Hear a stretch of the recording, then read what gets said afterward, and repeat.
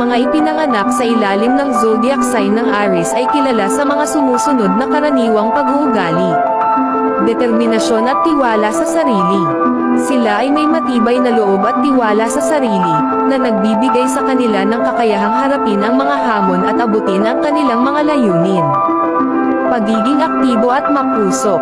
Ang mga Aries ay kilala sa kanilang mataas na antas ng enerhiya at aktibidad. Sila ay palaging handang kumilos at magsimula ng mga bagong proyekto. Pagiging mapangahas at matapang. Hindi sila natatakot sa mga panganib at handang harapin ang mga hamon ng direkta. Pagiging mapilit at mayabang. Minsan sila ay nagiging masyadong mapilit at mayabang, na maaaring makasira sa kanilang mga relasyon sa iba. Pagiging malikhain at mapagpasyahan. Ang mga Aries ay kilala sa kanilang malikhain at mapagpasyahang pag-iisip, na nagbibigay sa kanila ng kakayahang mag-isip ng mga bagong ideya at solusyon. Pagiging independent at hindi sumusunod sa gawi.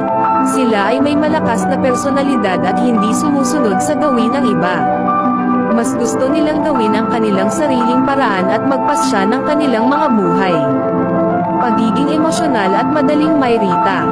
Ang mga Aries ay kilala sa kanilang mataas na antas ng emosyonalidad at madaling mairita, na maaaring makasira sa kanilang mga relasyon sa iba. Pagiging matapat at tapat sa mga minamahal.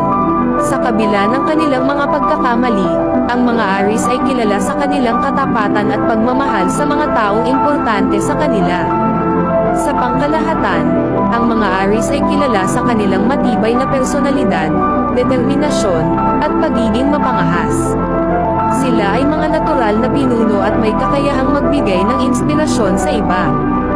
Gayunpaman, kailangan din nilang magtrabaho sa kanilang mga pagkakamali, tulad ng pagiging masyadong mapilit at mayabang. Ikaw na nanonood, anong aspeto ng personalidad ng Aries ang gusto mong malaman pa?